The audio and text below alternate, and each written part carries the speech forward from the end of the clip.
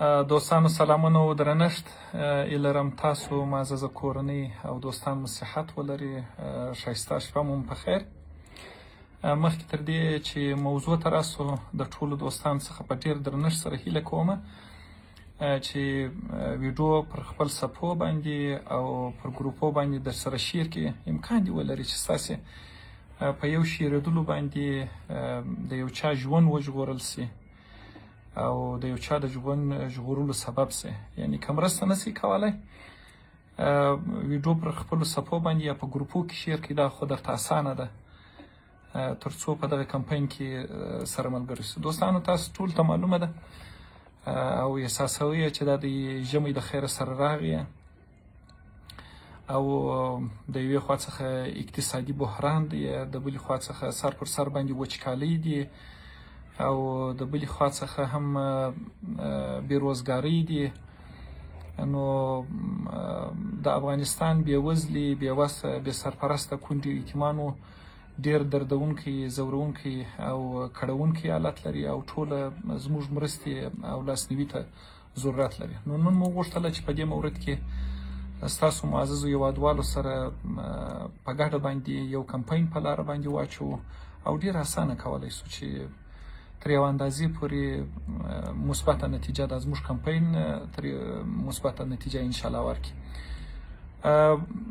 ډېر هېوادمان مو ګرمو کالو ته ضرورت لري، ډېر هېوادمان مو سونګ توکو ته ضرورت لري او ډېر هېوادوال مو سرپناه ته ضرورت لري. که سرپناه نسو ور جوړولی دا د سونګ د توکو دپاره مثلا کولی سو چې یو بېوزلي، بېوسه او بې سرپرسته کونډې او یتیم ته 3 بوجي یا 4 بوجي د ډبرو سکاره او 1 بوجي بوټي چې هغه د ډبرو سکاره بیا په ولګي کولی سو چې دا ورته برابر کړو.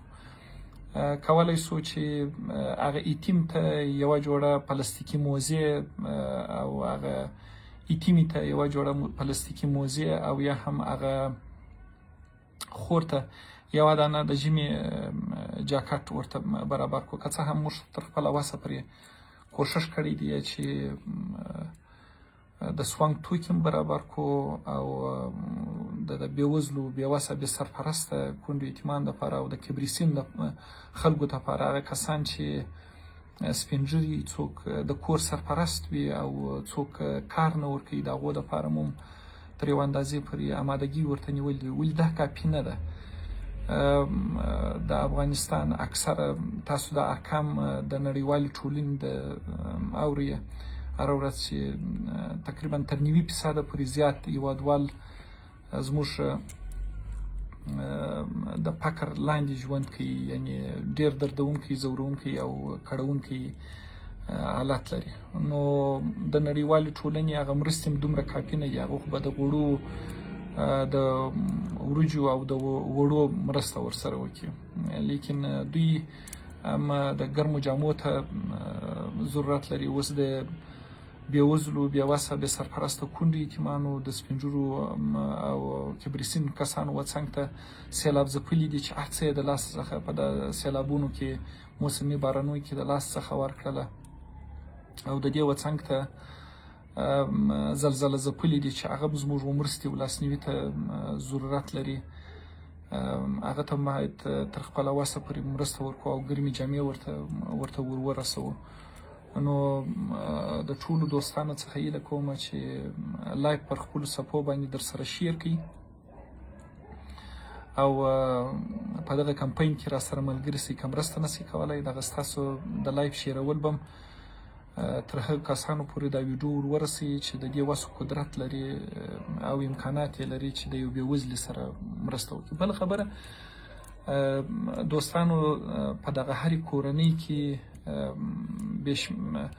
زیات ګرم لباسونه د تیرو کلونو د پراته دي چې ستاسو د کورونو کونج هم نیولی دی او ضرورت هم نه ورته لري. که دغه راولاړ سئ وینځئ، 6 کال سرتاسري کمپاین پر لاره باندې واچوو. که راولاړ سئ دغه لباسونه پاک صاف پرېویې او په یو ښه پلاستیک یې واچوي او دغه تر یو یتیم بچي پورې، تر یو یتیمې لورکۍ پورې، تر یتیمې خورکۍ پورې، او یا تر کونډې موره پورې، او یا تر یو سپین ږیري بابا پورې، او یا تر بېوسې پورې، دغه چې تاسو ضرورت هم نه ورته لرئ او ستاسو د کور کونج هم نیولی دی، اضافه لباس هم دی په کور کې درته، هم به مو د کور کونج پاک شوی او هم به مو په دغه کمپاین کې برخه اخیستې، هم به مو د خدای پاک رضا حاصله کوي، هم به مو د رسول الله صلی الله علیه وسلم سنت را ژوندی کړي.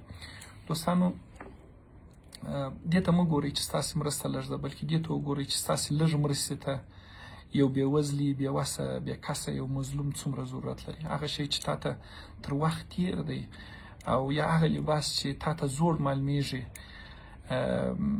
بې سرپرسته یتیم، بې سرپرسته یتیم، کونډه خور او هغه سپین ږیری بابا د یو هغه ستا د زړو د یو ځل اغوستلو په ارمان باندې دی. نو که دغه لباس چې تا ته په کور کې بېکاره پروت دی او ته کار هم نه ځینې اخې، که دغه لباس راولاړ سي او پاک صاف یې پرېویې او یو سپین ږیري ته یې ورکړئ او یو کونډې خور ته یې ورکړئ چې دغه ته واغونده، او یا د دغه یتیمې لور ته ورکړه، یا یتیم زوی ته یې ورکړه، او یا هغه بېوسه ځوان ته یې ورکړي چې دی د سلو افغانو د روزانې په خاطر باندې سهار تر مازدیګره پورې د سړک پر غاړه باندې ولاړ وي، هغه ته دغه لباسونه ورکړي. څومره به هغه خوشحاله کړي، د خدای پاک رضایت به مو حاصله کړي، د رسول الله صلی الله علیه وسلم سنت به مو را ژوندی کړي، او خپل ځان ته به مو خوښي او سکون ورکړي. نو موږ ستاسې مرستې، لاسنیوي او حمایت او همکاریو ته ضرورت لرو. دوستانو د سرتاسري کمپاین غږ مو در باندې وکړي چې راسئ دوستانو، شش کال ټول افغانان د خپل وجود یو برخه وګڼو، د یوې لحظې دپاره یې احساس کړي. دا د تقریبا 2-3 ورځې وروسته په شمالي ولایتو کې د تېرې شپې راهیسې او د کابل په دې ځینو ساحو کې سبا او بل سبا څخه د هوا حالات منفي ته اوړي، -1, -2, -3 ته اوړي. د یوې لحظې دپاره یې احساس کړي. که ته په دغه یخ کې و دغه لڅ راوځي او ګرم کوټ دې نه وي اغوستی او ګرم پایزار دې نه وي په پښه، او یا دې ماشومان د باندې راوځي او هغه ګرم کالي ونه لري، ګرم کوټ ونه لري، او ګرم موزي دا ونه لري، او وژاړي، د یخه څخه ژاړي، او ته ورته ولاړې، د یوې لحظې دپاره یې درد احساس کړي. موږ هغه وخت کولی سو چې یو ښه انسان واوسیږو تر څو چې د بل درد خپل درد احساس کړو. هغه درد چې نور ته رسیږي اول یې خپل پر ځان باندې قیاس کړو، ښه د یوې لحظې دپاره یې احساس کړو چې که دغه زه واوسېږم څومره دردونکی، ځورونکی او کړونکی حالت به لرو. پوهېږم چې ډېر کسان د دې توان نه لري چې د بېوزلو سره مرسته او لاسنیوی وکړي، او امکان دې ولري چې په کور کې به ګرم لباس ونه لري چې بېوزلو سره مرسته وکړي.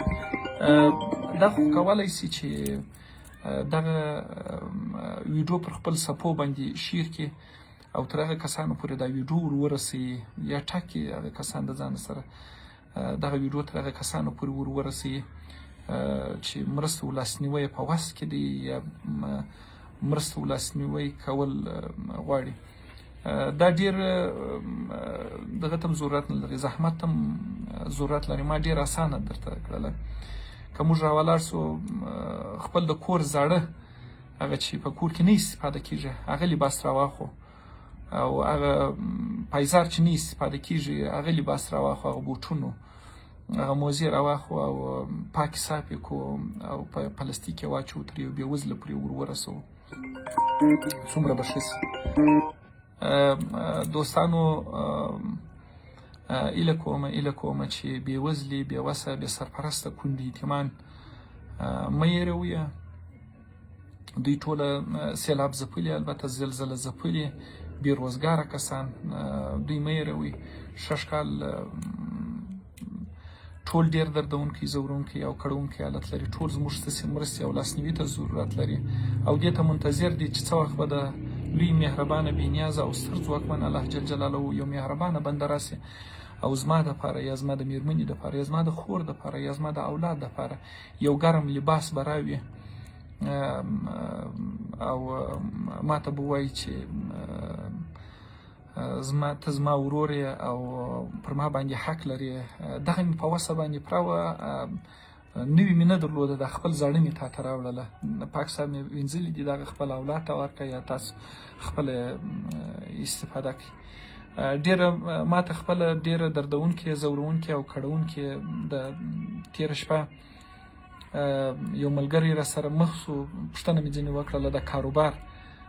ما ته ویله چې فقط یو سرمایه‌دار کسان د ژمي دپاره هغه د کوټونو او بوټونو یو ډېر غټ عمده فروشي لري. نو ما ته ویله چې یو سرمایه‌دار هغه څوک چې پیسې لري هغه فقط چې د هغه چهرې څخه معلومیږي چې دا سړی سرمایه‌دار دی، هغه ځان ته د ژمي لباس اخلي. ول زاریان سولم دغه وخت به ول زموږ هغه وخت و چې واته شاګردان به نه پسې رسېدله چې د رانیونکي مشتریان یا ګیراکان به دومره زیات وه. ول بیا ورغللم د لیلامي فروشي ته ورغللم چې ته ودرېږه چې د هغو هم هلته دغسې حال دی. وایي ملګرو څخه مې هلته پوښتنه وکړله، ول هغه ویله چې تېر کال او 6 کال زموږ چې د لیلامي کار مو شروع کړی دی، د هغه وخت څخه تر دا اوسه پورې دومره فروشات موږ نه لرو لکه اوس چې موږ په لیلامي کې لرو. یعنې وضعیت چونې بېروزګاري ده،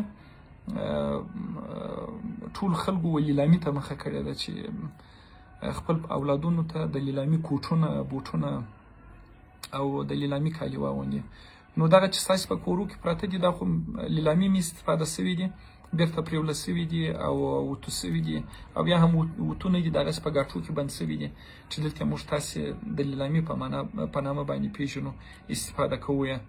او پاته سو که تاسې ستاسې په کورو کې چې دي هغه لباسونه هم چې پاک صاف ووینځل سي او وتو سي او هغه بوټونه هم یو رنګ ورکول سي او هغه جرابې چې هم تاسې نه استفاده کوئ دا هم راواخلئ، ټوله په یو پلاستیک ښه منظم کړئ او ترې یو بېوزلي، بېوسه او مظلوم، بېروزګاره، سیلاب ځپلي او زلزله ځپلي پورې ورورسوئ.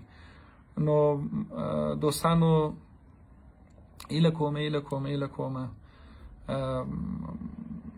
بېروزګاره، بېوزلي، بېسرپرسته کونډې یتیمان مه هېروئ او تر خپله وسه پورې مرسته ورسره وکړئ. ډېرو دوستانو زه فکر کوم چې هلته په لایف کې لکه چې ما خپل د وټساپ نمبر نه دی نوشته کړی 080-300-4000 زه به بیا هم په لایف کې نوشته کړم 080-300-4000 د وټساپ نمبر دی چې کولی شو چې پر هغه وټساپ باندې تماس سره ونیسو. یوه دانه کوټ مو په وسه باندې پره دی، هم د خپل وس مه سپموئ. که مو یو بوجي د ډبرو سکاره په وسه باندې پره ده هم یې تاسې مه سپموئ. تاسې به فکر کوئ چې دغه یوه بوجي سکاره چې تقریبا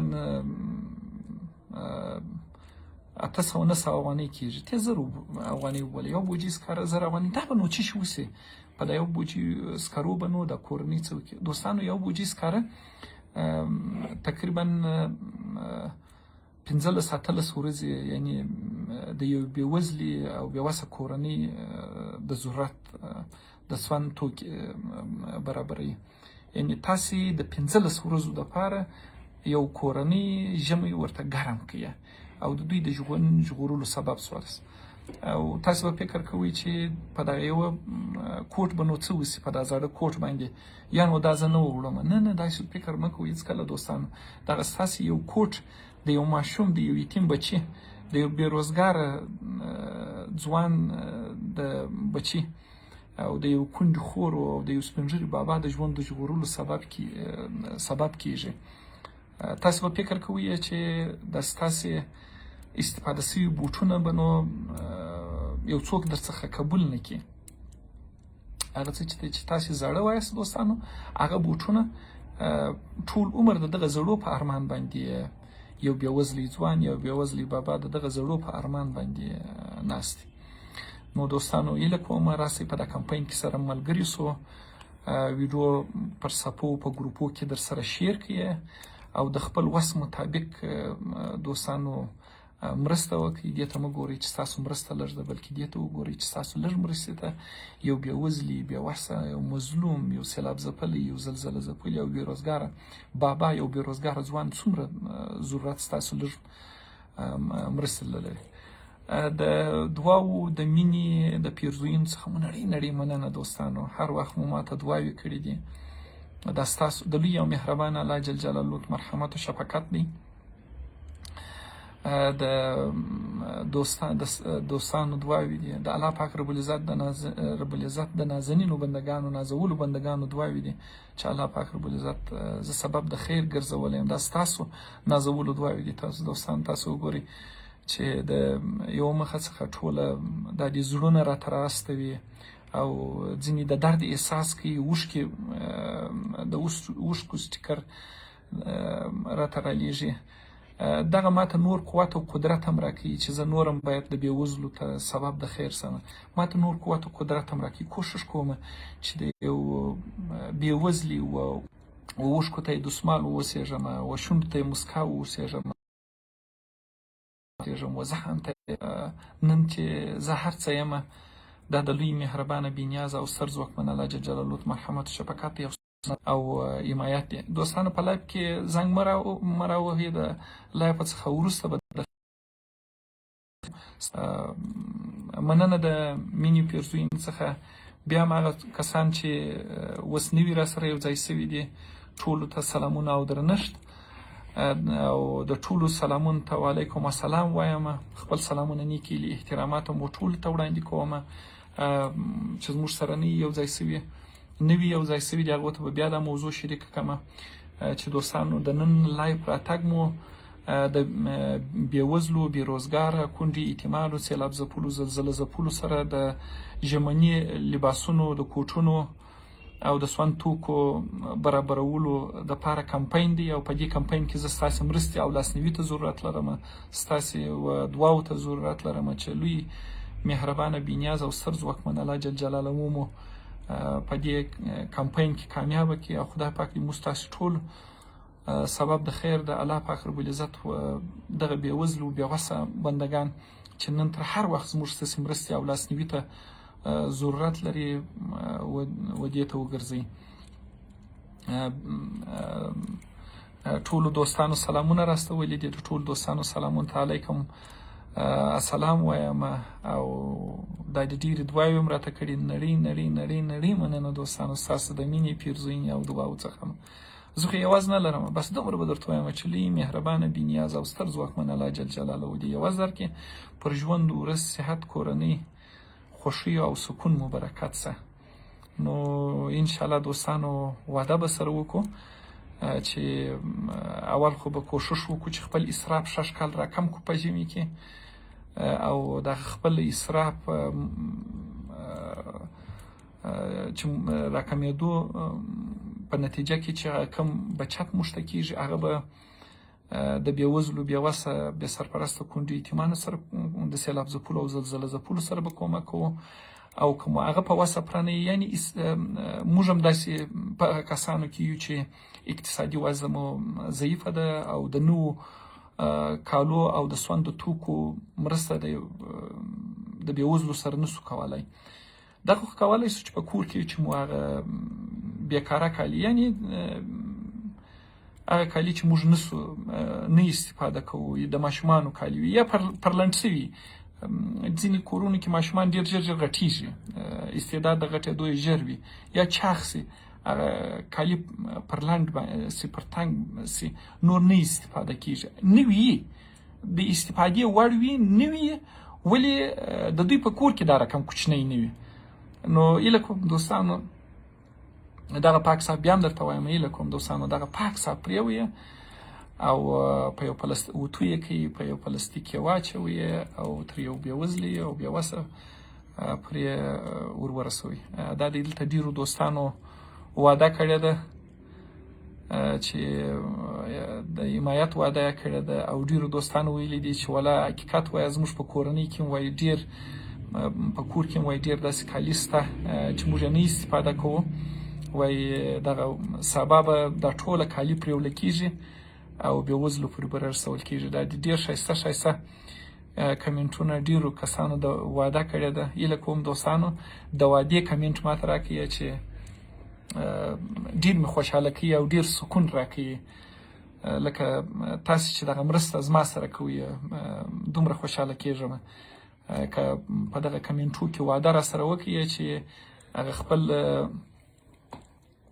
د کور هغه استفاده سوي کالي د ژمي کوټونه و بوټونه و جرابې و دا شیان پاک صاف پرېوئ او تر بېوزلو پورې رسوئ. نو که دا واده تاسې راکړئ زه به ډېر خوشحاله سم او زه به دا فکر وکړم چې دا لکه تل چې مو ما ته دعا کړې ده، تشویق کړی مو یم، حمایه کړی مو یم، زه به وایم بیا هم په سکون او خوشحالۍ کې اوسېږم چې دا د یو ځل بیا مې غویر ولس زما هم لاره وتړله او په دې کمپین کې را سره یو ځای سو. ځینې دوستان به فکر کوي چې ښه دا کالي خو موږ راواخیستل نو موږ یې چاته ورکړو. دوستانو چې د دغه کور څخه مو راواخیسته یا پر موټرسایکل باندې یا پر باسکل باندې یا پر موټر کې مو د ځان سره واچوله، تر څو چې خپل تر کارځایه پورې راځئ تر 10,000 نفره ډېر پیدا کولی شئ چې مستحق وي د سړک پر غاړه باندې د روزانې په ارمان باندې ناست وي، د 100 افغانو د روزانې په ارمان باندې ټوله ورځ ناست وي، هغه خپل مستحق دی. یا په د خپل شاوخوا کې د ستا په کوڅه کې کونډخور شته، د ستا په کوڅه کې یتیم بچی شته، که ستا په کوڅه کې یتیم بچی کونډخور بېوزلي وي بېروزګاره نه وي ستا وشاته دی. که په هغه ځای کې هم نه وي دوستانو لږ ځان پسې ورزیر کړي، په 2مه کوڅه کې حتما پیدا کولی شي، او که په 2مه کوڅه کې نه کړي په 3مه کوڅه کې وګورئ دوستانو مستحق کس هغه پیدا کړي. او که زما خبره حقیقت نه وه او تاسو دا مستحق کس پیدا نه کړئ بیا په دروغجن باندې راته ووایاست، بیا وایاست چې موږ امادګي ونیوله دا د ټوله شیان مو سره اماده کړله ولې مستحق کس نه پیدا کېږي. او تا خو ویله چې مستحق کس چې د کوره څخه راوځي ډېره اسانه پیدا کېږي.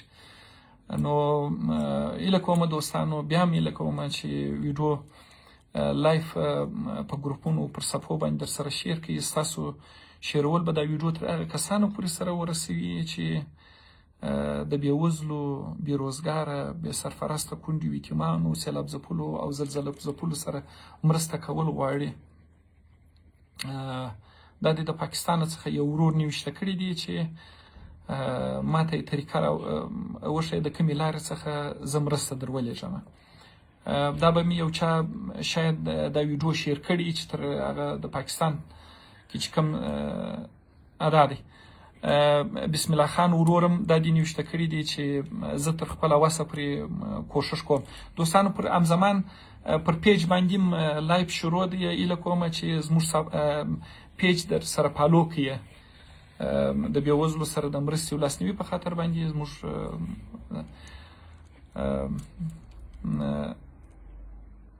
دا د اسرار خانم دا د حمایت کړی دی. زنده باد. یاسر کلیوال ورورم ویلی دی چې انشاءالله واده کوو چې دغه کوم. عبدالله قادر ورورم دغه کړی دی چې دا د هغه حمایت کړی دی چې واده کوو. دا د آریان افغان ورورم دا د واده کړی ده. دا د کرار دا د کمپاین دوستانو نتیجه ورکوي انشاءالله. دا د دوستانو واده شروع کړله او وفي بعهدکم تاسو وفا وکړئ پر خپلو وعدو باندې. دا د دوستانو کرار وعدې شروع شولې او زه پوهیږم چې انشاءالله زما سره چې څوک واده کوي هغه خپل پر واده باندې درېږي، ځکه چې دې ته ضرورت نشته چې یو څوک لیکنه کوي او هغه لیکنه دې د درواغو وکړي او بیا دې دغه ونه کړي.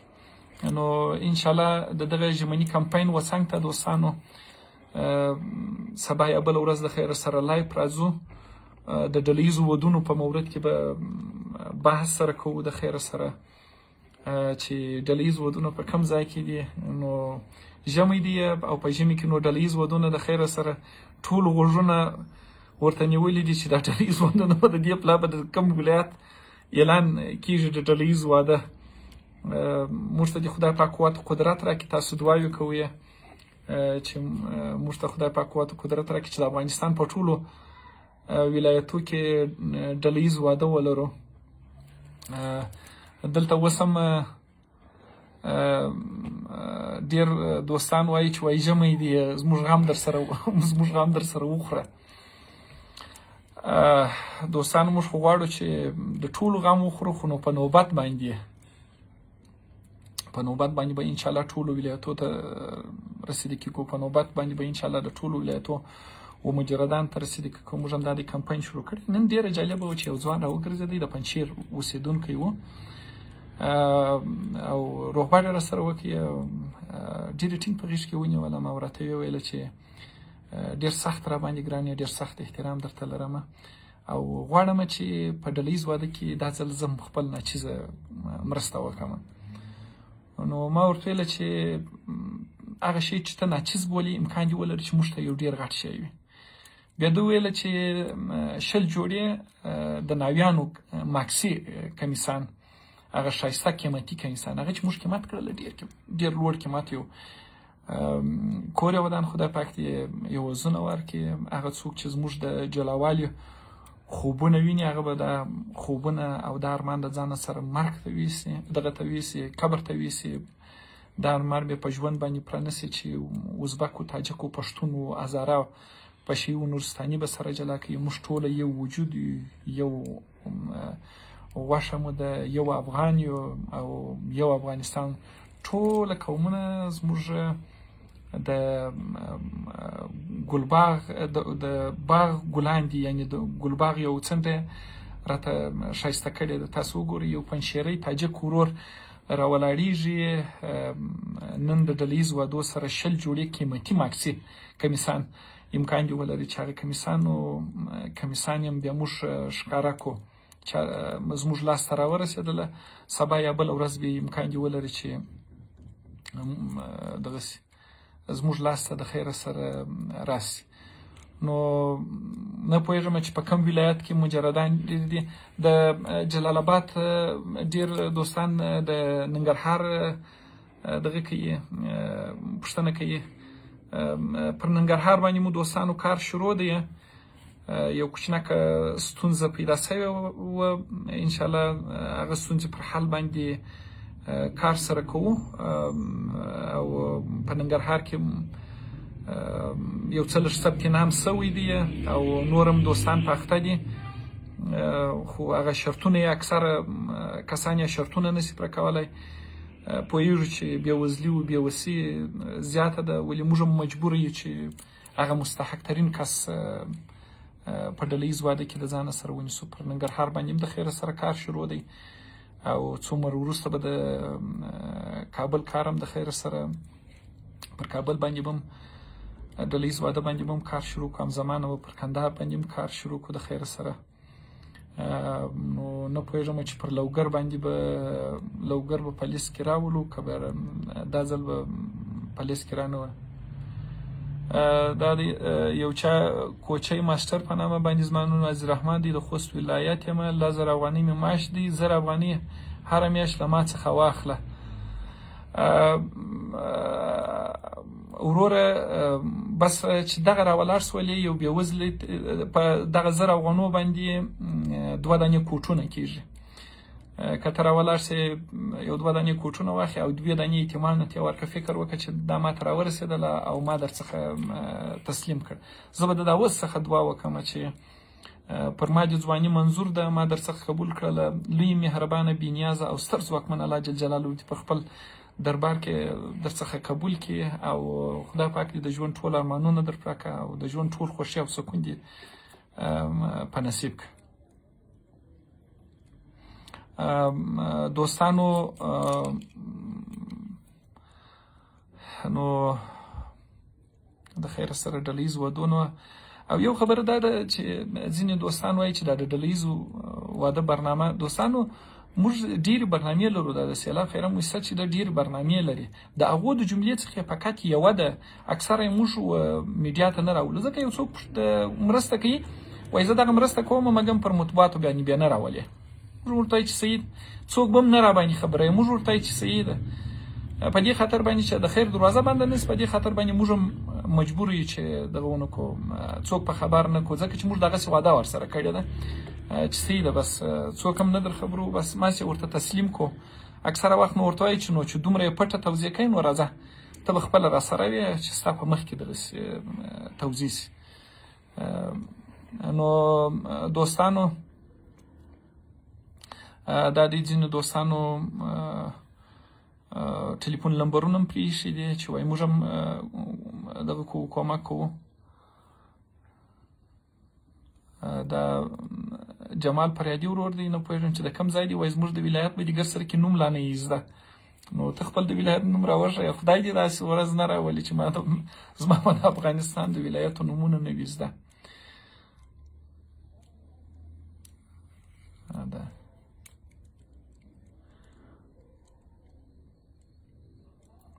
دا د دوستانو یو ګړی مو د زړه خواله هم سره وکړله، او ځینې وخت به د دې په ایسته یو ګړی راځو او دا د ډله ییز ودو ډېرې جالبې خاطرې لرمه. بیا به دا د ډله ییز واده یوه خاطره په ژوندۍ بڼه باندې د خیره سره در سره شریکوم او ویله کوم دوستانو هغه څوک چې پر پیج باندې را سره دي زموږ پیج در سره فالو کړئ. بیا هم هغه دوستان چې نوي را سره یو ځای سوي دي، د نن لایف مو دوستانو د بېوزلي بېوسه بېروزګاره کونډو یتیمانو سیلاب ځپلو او زلزلو ځپلو سره د مرستو د لاسنیوي په خاطر و د دوی ته د ژمي کوټونو، بوټونو، جرابو او سون توکو د برابرولو په خاطر باندې و. او د ټولو دوستانو څخه مو هیله کړې وه چې دوستانو لایف پر سپو باندې در سره شیر کړي او په ګروپو کې در سره شیر کړي، تر څو هغه کسانو ته دا ویډیو ورسیږي چې مرسته و لاسنیوی یې په وس کې دی او دلچسپي لري چې د بېوزلو بېوسه سرپرسته کونډو یتیمانو سره مرسته و لاسنیوی وکړي. دوهم مو د ټولو دوستانو څخه هیله دا وه چې په هر کور کې بې شمېره د ژمي ګرمې جامې پرتې دي، کوټونه دي، بوټونه دي، چې بوټونه ستاسې پر پښه باندې تنګ شوي دي، کوټونه ستاسې پر اولادو باندې تنګ شوي دي، او یا هم دا فکر کوي چې دا خو یو کال ما اغوستی دی نو دا زوړ شوی دی. اوس نه دوستانو دغه ستاسې د زوړ په ارمان باندې دا بېروزګاره، بېوزلي، بېوسه، بېکسه، بېسرپرسته کونډو یتیمان یې پلا ستاسې په ټول عمر کې یې پلا ستاسې د زوړ د اغوستلو په ارمان باندې دی. او اوس خو نو دا د سیلاب ځپلي دغه سوله پر اضافه سوله، زلزله ځپلي پر اضافه سوله، دا ټوله زموږ ستاسې مرستې او لاسنیوي ته ضرورت لري. دا د احمد شیرزاد ورور هم دغه پرېږدي دی، خپله شمېره پرېښې ده. دوستانو زه به بیا د لایف څخه وروسته بیرته هغه لیکنه تصحیح کړم، هغه د وټساپ لمبر به درته پرېږدم، خو په لایف کې هم درته وایم 080-304-080-304 د وټساپ لمبر دی. کولی شو چې پر دغه وټساپ باندې سره پیدا کو او کوم مرستو کول غوښتله د خیره سره دی پر دغه وټساپ باندې به د خیره سره پیدا کوم. بیا هم په اخر کې بیا یو ځل هیله در څخه کوم دوستانو، دې ته مه ګورئ چې ستاسو مرسته لږ ده، بلکې دې ته وګورئ چې ستاسو لس مرستې ته یو بېوزلي، بېوسه، بېسرپرسته کونډو یتیم څومره ضرورت لري. ځینې کسان دوستانو زه بخیلي مې نه کېږي، ځکه بخیل سړی د خدای پاک نه دی خوښ او ښه صفت هم نه دی، بخیلي ښه صفت هم نه دی چې یو څوک بخیل واوسېږي. زه حیران یم ځینې کسانو ته. بله ورځ زه د یو چا سره زما یو ملګری و په موټر کې ورسره سپور وم، بیا د خپل مارکیټونه ماته راښول چې دا مارکیټ زما دی، دا مارکیټ زما دی، دا مځکه زما ده. یو ګړی ورتېر سول، ول دا کور هم زما دی. یو څه چې ورتېر سوله تقریبا یو 14-15 ځایه ماته راوښوله د مارکیټو مځکې، تجارتي مځکې او دوکانونو ده، او یو 300 جریبه زراعتي مځکه مې مول رانیولې. زه داسې حیران ورته پاته سولم چې ښه نو دا دونه څه پکې یي، دا دومره حرص ده د انسان. نو مې ورته ویلې چې ښه نو څه دې وسي. په اخر کې ما یوه پوښتنه درلوده، ما ښه نو څه دې وسي، دا ټوله دنیا ستا، چې ته نسي استفاده کولی ستا په څه درد باندې خوري. که اشتباه نه کوم زه فکر کوم چې حدیث د بشریت د ستر لارښود حضرت محمد مصطفی صلی الله علیه وسلم دی. وایي ته وایې چې زما دنیا زما دنیا زما دنیا. کومه ده ستا دنیا؟ چې ودې خوړل ناست په ډک کړي، چې وادي خو سلطان دې په پټ کړي، او چې خیرات یې ورکړي د آخرت توښه دې کړي. زما ولاد پر ځینې کسانو باندې ډېر سخت زړه سوځي. دومره مې سخت زړه پر سوځي چې ډېر مې سخت زړه پر سوځي چې دوی دا دنیا د چا دپاره ډېروي. ښه دا ټوله دنیا ستاسې، ښه دا ته د فیسبوک او د ټویټر د دیو مالک، ته د دنیا اول میلیاردر. وخت چې ته نسې مصرفولی هغه دنیا ته نسې مصرفولی، ستا په څه درد باندې دا دنیا ستا په څه درد باندې خوري. هغه به اولاد چې ته نن نصاب ورکوې، هغه اولاد چې ته نن نحس ورکوې، اولاد چې ته افتخار نن ورکوې، فقط چې دا سترګې دې پوټې سولې، هغه اولاد به دې وایي چې بابا نه پوهېدی. هغه به دې په رقم رقم نومونو باندې یادوي چې که بابا د دغه مځکې پر ځای باندې په پلاني چارایي کې مځکه رانیولې وای نو موږ به دونه ګټه کړې وای. دغه اولاد به دې بیا سبا بد درپسې وایي. ډېر کسان دي او چې دا فکر کوي چې زه به سبا د خدای پاک د بندګانو سره مرسته وکړم، یا یې راتلونکې هفته یا راتلونکې میاشت به دی نه دی خبر چې نن شپه د ژوند اخري شپه ده، نه دی خبر چې نن ورځ د ژوند اخري ورځ ده. نو ایله کومه دوستانو، ایله کومه چې کوشش وکړئ تر خپله وسه پورې د لوی مهربانه بېنیاز او ستر ځواکمن الله جل جلاله د مظلوم بندګانو سره مرسته او لاسنیوی وکړئ، او داسې فکر وکړئ چې نن ورځ مو د ژوند اخري ورځ. زه یې پوښتنه کوم دوستانو، ایله کوم چې په ټول په کمنټ کې جواب راکړي. ایله کومه دا دی زیات شمیر دوستان را سره دي، او دا چې زما سره را سره نړۍ مننه، نه پوهېږم په کوم ادبانو الفاظو باندې مننه درڅخه وکړم چې ما ته دومره د خپلې دوستي ویاړ رابخښئ، ما ته دومره ارزښت راکوئ، دعاوې راته کوئ، او په خپلو نازنینو ګوتو باندې دعاوې راته نیوشته کوئ. نه پوهېږم چې په کوم ادبانه الفاظو باندې مننه درڅه وکړم. دومره به درته ووایم چې دوه تقدیر بلدلی، هغه ارمان مو د ژوند پرسه چې تاسې تر اوسه په ارمان باندې یاست او ستاسې په ژوند کې نه دي پوره سوي، هغه ارمان مو الله پاک رب العزت پوره کړي. دوستانو یو پوښتنه درڅخه کوم، ښه راته غوږ شئ. که تاسې په دې باندې پوه شئ چې نن شپه مو د ژوند اخري شپه ده، ګورئ که تاسې په دې باندې پوه شئ چې نن شپه مو د ژوند اخري شپه ده، غواړئ چې کوم نیک کار وکړئ، او که غواړئ او یا په دې باندې پوه شئ چې سبا تر مازدیګره پورې زه وخت لرم، یا سبا تر غرمې پورې زه وخت لرم، نور مې د ژوند اخري وخت دی، تاسې به کوم نیک کار اول کوئ؟ ایله کومه دوستان په کمنټ کې راته ولیکئ. ایله کوم دوستانو راته نیوشته کړئ. که تاسې په دې باندې پوه شئ چې سبا تر مازدیګره پورې ستا د ژوند اخري وخت دی، تاسې غواړئ چې څه وکړئ، کوم نیک کار وکړئ. اوس به زه پوه شم چې تاسې غواړئ چې کوم غواړئ نیک کار وکړئ. پوهېږم سخت سوال دی، وخت چې یو څوک په دې باندې پوهېږي چې نن شپه اخري شپه ده د ژوند، او یا سبا تر مازدیګره پورې دی ژوند لري، پوهېږم چې یو څه به سخت دی چې دی به په دې فکر کې وي چې دی به کم کار وکړي.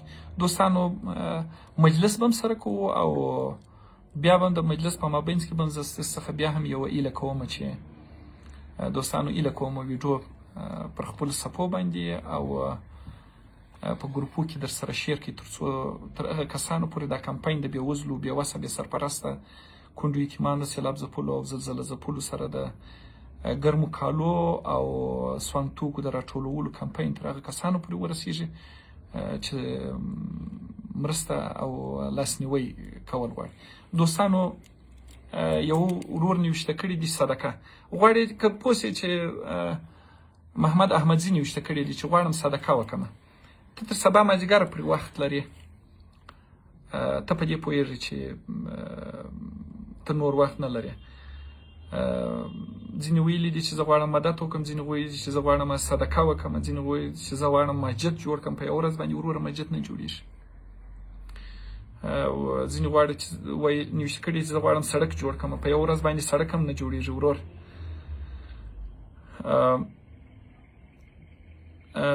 ځینې نیوشته کړي دي چې اول صدقه او بیا د غریب سره مرسته. دغه د غریب سره مرسته خپله صدقه ده. صدقه څه رقم صدقه غواړي چې ویې کړي که پوه سئ په دې باندې چې سبا تر مازدیګره پورې تاسې ژوند لرئ، نور ژوندي نه.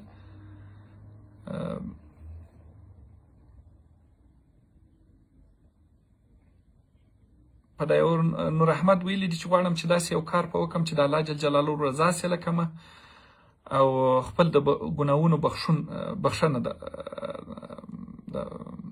د خدای پاک څخه غواړم. بل ورور بیا نیوشته کړي دي چې خدای پاک ته به ډېرې زارۍ کوم. بل نیوشته کړي دي چې قرآن شریف تلاوت به زه وکړم. بل نیوشته کړي دي چې د کونډو یتیمانو سره به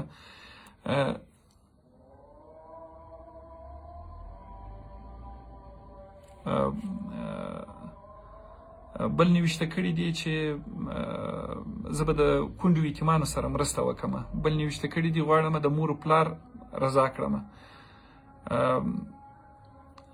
زه به دا ټوله کمنټونه ځینې کمنټونه به درته ووایم. بل نیوشته کړي دي چې که زه وپوهېږم چې تر سبا مازدیګره پورې ژوند لرم صدقه او عبادت کوم. بل نیوشته کړي دي چې تر سبا مازدیګره پورې به زه تلاوت وکړم. بل نیوشته کړي دي چې ټول مال کریم الله رسولي ورور نیوشته کړي دي چې ټول هر څه چې لرم د خدای پاک په لار کې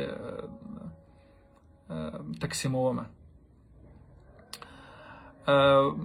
بل نیوشته کړي دي چې زه غواړم چې حج وکړم. دوستانو په یوه ورځ باندې حج نه کېږي. بل نیوشته کړي صرف د الله جل جلاله رضایت د حاصلېدلو لپاره. بل نیوشته کړي دي غواړم صدقه وکړم. بل نیوشته کړي دي چې غواړم چې د یتیمانو سره مرسته وکړم. اعظم خان ورور نیوشته کړي دي.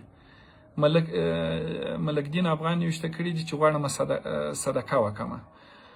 بل شفیق اجران نیوشته کړي صدقه او د الله جل جلاله ته توبه کوم او د خلکو څخه بخښنه غواړم. دوستان اوس نور از اصلي خبرې ته اوس راځو. د یو چا څخه هغه عالم نوم راڅخه یادوي. زه فکر کوم چې نوم یې چې اشتباه ونه سمه چې ځینې کسانو د غیبت یا بهتان سبب نه سم چې بیا مې بهتان او غیبت کوي چې دا د دم لفظي اشتباه او دا وکړه. انسان خو د اشتباه څخه خالي نه دی. څه ملایکې نه وي چې اشتباه ونه کړو. په ادیره کې قبرستان کې مړی ښخېدی. نو یو عالم د وخت عالم د خپل څنګ د ملګري څخه پوښتنه وکړله. ورته ویې ویله چې که دغه د قبرو مړي را ژوندي سي نو څه به وکړي؟ هغه ورته ویله چې که دغه مړي را ژوندي سي بغیر د خدای پاک عبادت او بغیر د نیکو کارونه او د خدای پاک د رضایت د حاصلېدلو او د رسول الله صلی الله علیه وسلم د سنت د ژوندي کولو څخه بل هیڅ کار ونه کړي. ټوله ورځ به پر دغه باندې مصروف وي چې د خدای پاک عبادت وکړي، د خدای پاک بندګانو ته خیر ورسېږي، د خدای پاک رضایت حاصل کړي او د الله پاک رب العزت سبحانه وتعالی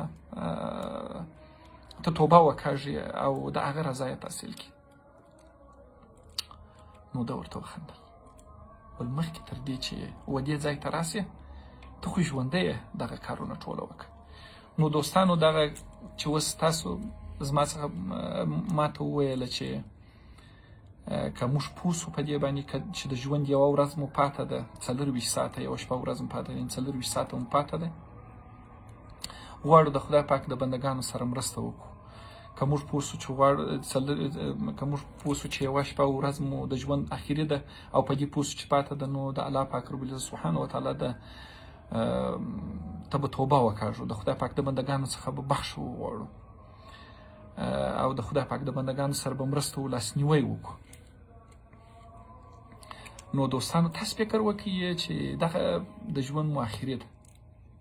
ښه ده چې د مرګ د راتګ څخه مخکې و مرګ ته تیاری ولرو. د الله سبحانه وتعالی رضایت مو حاصله کړي، د رسول الله صلی الله علیه وسلم سنت مو را ژوندی کړي، د یو بېوزلي یتیم اوښکه مو پاکه کړي، درد مو ورسکون کړي، زخم مو ورملهم کړي او پر شونډو باندې د مسکا سبب سوي. ډېر شیان دي ډېر اسانه دي. یو شپه ډېر یخ، ډېر سخت یخ و، زما یخ وسو، بخاري چالانده. د ځان سره مې ویل چې ته راسه چې دا درد یې احساس کړو چې دا څومره درد لري. زه د یو کونډې خور و کور ته ورغلم. د کونډې خور لانده بوټي یو چا ورته راوړي وه. په دغه خیمه کې داسې دود و چې دا زه د باندې ورته ولاړ وم، دغه سترګې یې راوسوځلې، دا دود سترګې راوسوځلې. ما دغه خپل ډوډۍ په دغه شپې په هغه شپه باندې اشپز دغه پخ کړي وو، وریجو د چرګ په غوښو کې وریجې پخ کړي وې. دیګ بخار مې سربسته راواخیستې. دیګ بخار مې سربسته راواخیستې، ولاړلو هغه کور ته. نه پوهېږم د شپې 9 بجې وې، 9:30 بجې وې، 10 بجې وې، څومره خو دومره ناوخته و. اطمینان یې نه و راغلی. ما ته د کونډې خور څخه پوښتنه وکړله چې خوره اطمینان دې چیرې دی؟ ول هغه تر اوسه پورې نشته، تر اوسه پورې نه دي راغلي. هغه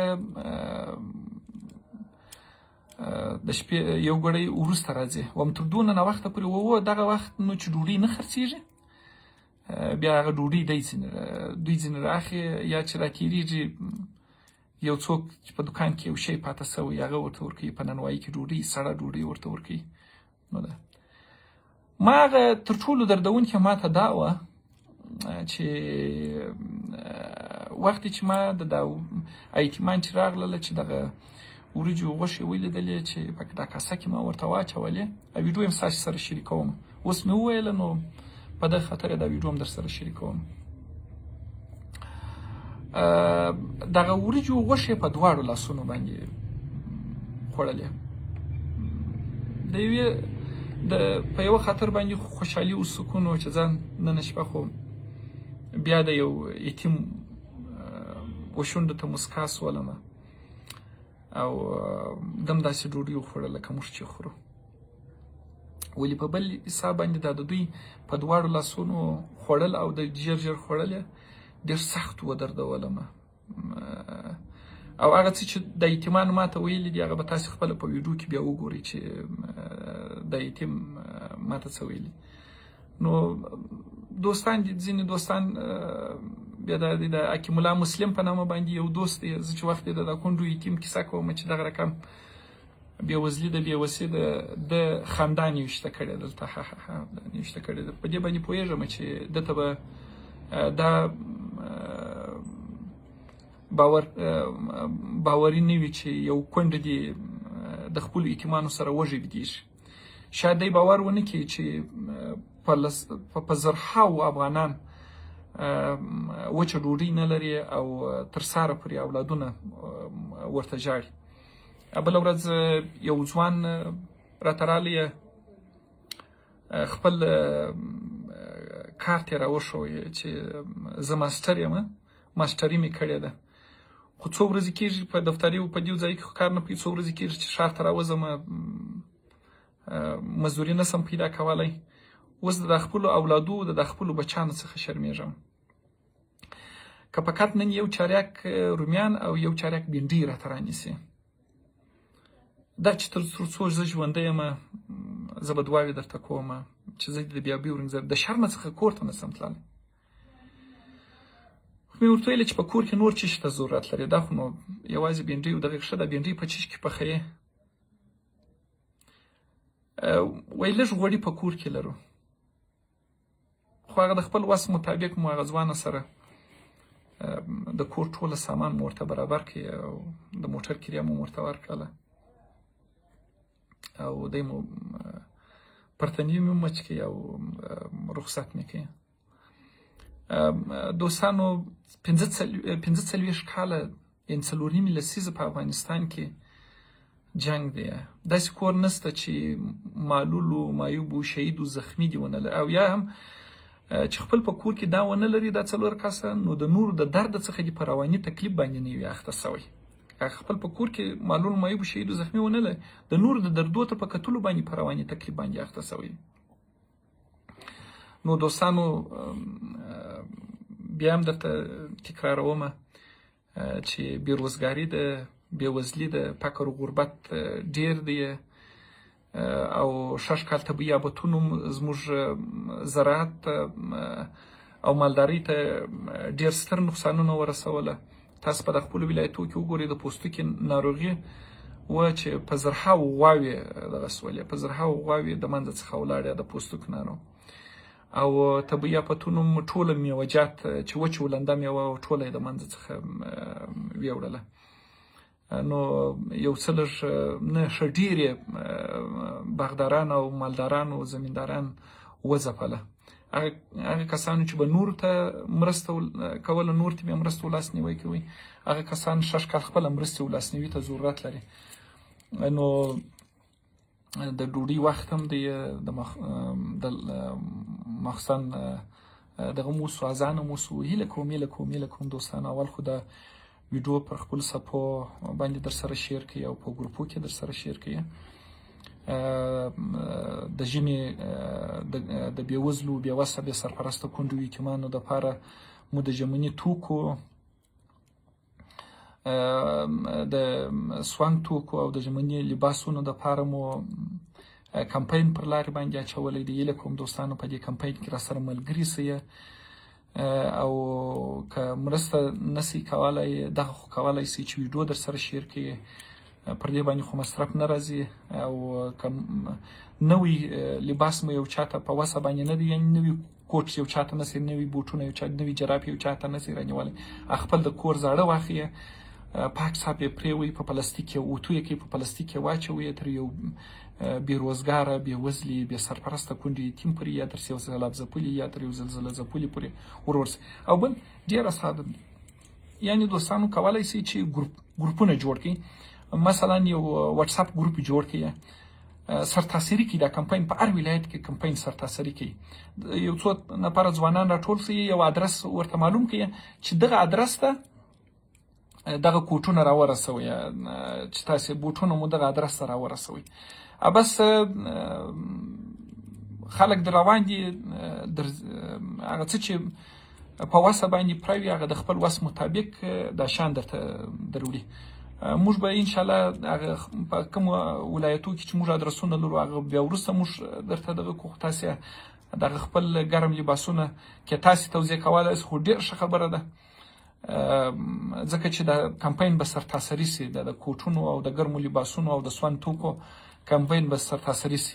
داسې ځای به ورته وټاکو، یو بې راوړي او بل چې ضرورت لري هغه بیا د ځانه سره وړي.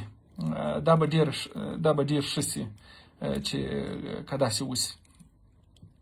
نړۍ مننه د دعاو څخه مو، نړۍ مننه د مینې څخه مو، نړۍ مننه د حمایت څخه مو، نړۍ مننه د تشویق څخه مو، نړۍ مننه چې ماته مو د خپلې دوستۍ ویاړ راوبخښلی دی او خپل د دوستانو په لیست کې مو زه اضافه کړی یم. بس خدای پاک مو راته وساته. هیله کوم دوستانو په دې د بېوزلو سره، د بې سرپرسته کونډو یتیمانو او د سیلاب ځپلو، زلزله ځپلو سره د ګرمو لباسونو، د بوټونو او د سون توکو راټولولو په کمپین کې مې یوازې مه پرېږدئ.